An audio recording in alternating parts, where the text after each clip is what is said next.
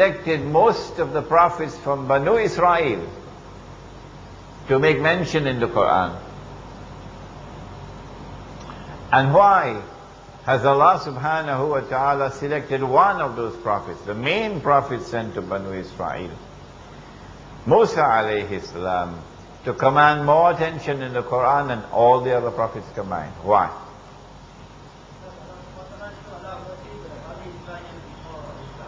I didn't hear you.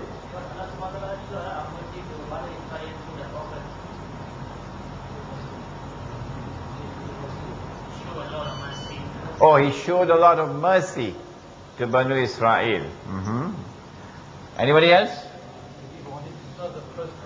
To give warnings. The first revelation came from Torah. Because the first revelation that came was the Torah. That's why it commands so much space in the last revelation, which is the Quran. Anybody else? Because the Jews are very stubborn, that's why. Okay, anybody else? Alright. Yes? The events that occurred during this prophet will give us clues what's going to happen in the future. MashaAllah, MashaAllah, MashaAllah. The events which occurred in the lives of these prophets, and in particular, the life of Musa alayhi salam, will help us to understand events which are to occur the rest of history. A very, very perceptive comment, mashallah. The reason why, wallahu alam, and Allah knows best, the reason why the Quran has concentrated on these prophets is because the life of these prophets are central to the understanding of the one true religion which Allah sent. That one true religion did not come with Muhammad alayhi salatu wasalam for the first time. Islam did not come with Muhammad alayhi salatu wasalam. No. Islam came long before Muhammad alayhi salatu wasalam. Secondly, that in understanding true religion from the stories of these prophets, true religion, you will be able to decipher and separate the true from the false in the years which lie ahead after the revelation of the Quran. But most important of all, that in concentrating on the life of Musa alayhi salam and the events which occurred in his life, you will have a grasp, the capacity to grasp and to understand history as it will unfold after the revelation of the Quran. And so if you want to understand the world after the revelation of the Quran, you have to study the history of the prophets of Banu Israel mentioned in the Quran. And if you want to study the historical process and understand it, and in particular the end of history, the end of history, the events which will occur in the last age, you will have to pay special attention to a prophet named Musa alayhi salam, his story in the Quran. Wallahu a'lam.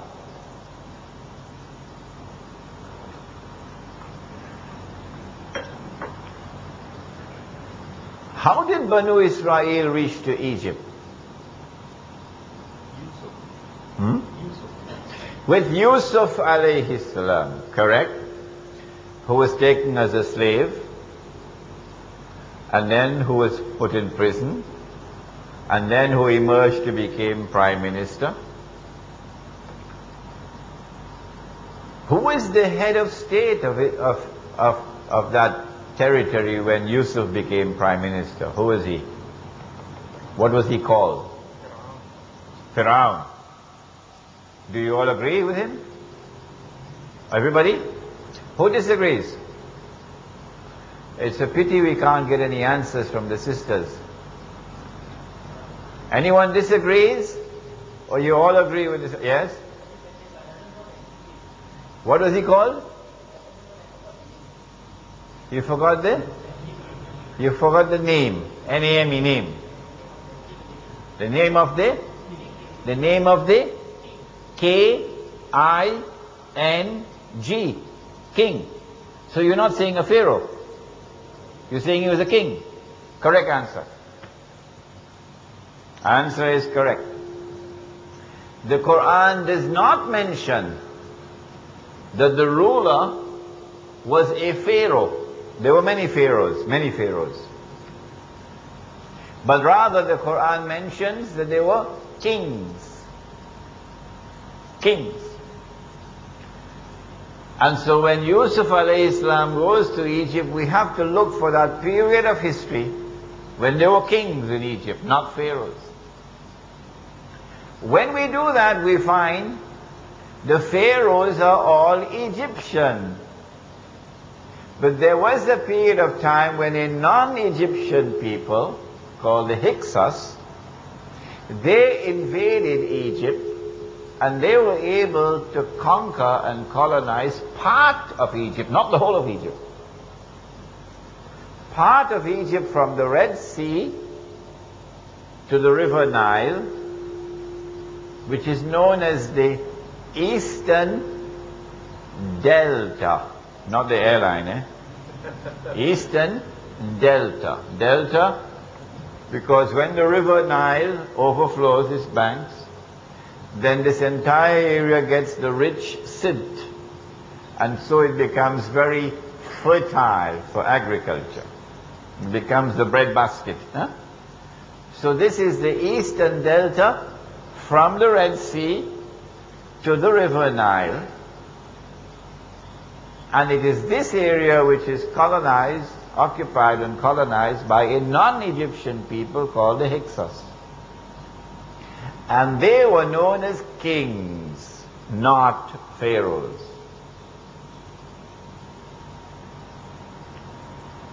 And Yusuf alayhi salam becomes prime minister. Okay. Banu Israel live in this territory for some 420 years, but were enslaved. And by the time of Musa alayhi salam, they are slaves in Egypt. My question, who enslaved them and why were they enslaved?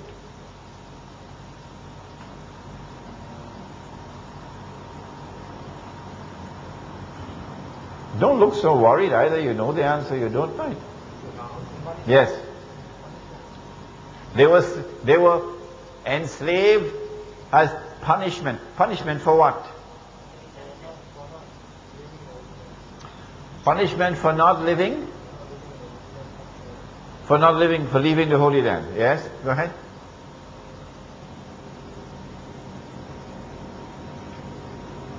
Why were Banu Israel enslaved in Egypt?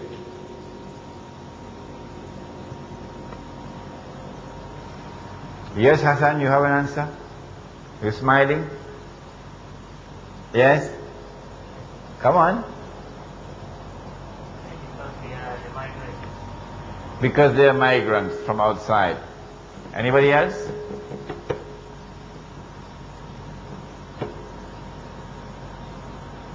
Nobody. Okay. The Egyptians hated the invaders who came from out of Egypt and ruled over that part of Egypt which is known as the Eastern Delta.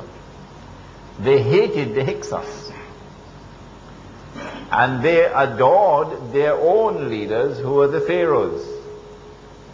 Indeed, they worshipped their leaders, the pharaohs, as gods. And so when the pharaohs finally succeeded in defeating the Hyksos and driving them back out of Egypt, Banu Israel who had a privileged position under the Hyksos. They lived in a privileged position. They were now punished. Punished for supporting the enemy. That is why they were enslaved. Yes. Okay. Which enemy were Banu Israel supporting? Who can answer that? I just told you. The Hyksos. The Hyksos. The Hyksos were not Egyptians. They came from outside of Egypt and they invaded the eastern delta, they conquered it and they colonized it and they ruled over it. While they were ruling over it, Yusuf alayhi salam came. And then after Yusuf alayhi salam was made prime minister, then Yaqub alayhi salam and the whole family came. And the Hyksos now gave Banu Israel a very high status in society. And so when the pharaohs succeeded in defeating the Hyksos and driving them out, Banu Israel are now punished for having supported the enemies of Egypt. Okay? All right. What is the name that the Quran gives to that territory where Banu Israel lived? The Hyksos ruled over it, the eastern delta. The Quran gives a particular name to that territory which is crucial to the understanding of Asyura. What is the name? Anybody? Huh? Hadiyah. Madian. No, Madian is on that side, the Sinai Peninsula, Madian. The answer is Mim, Sod, Ra, Misr. Mim, Sod, Ra, Misr.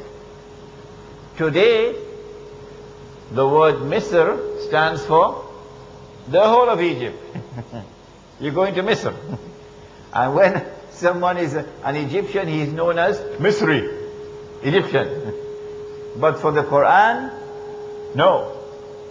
Misr is only that part of Egypt over which the Hyksos ruled and which is now known as the Eastern Delta. Good. When the time came for Allah subhanahu wa ta'ala to raise Musa alayhi salam and to send him to Fir'aun, Allah subhanahu wa ta'ala sent him with signs.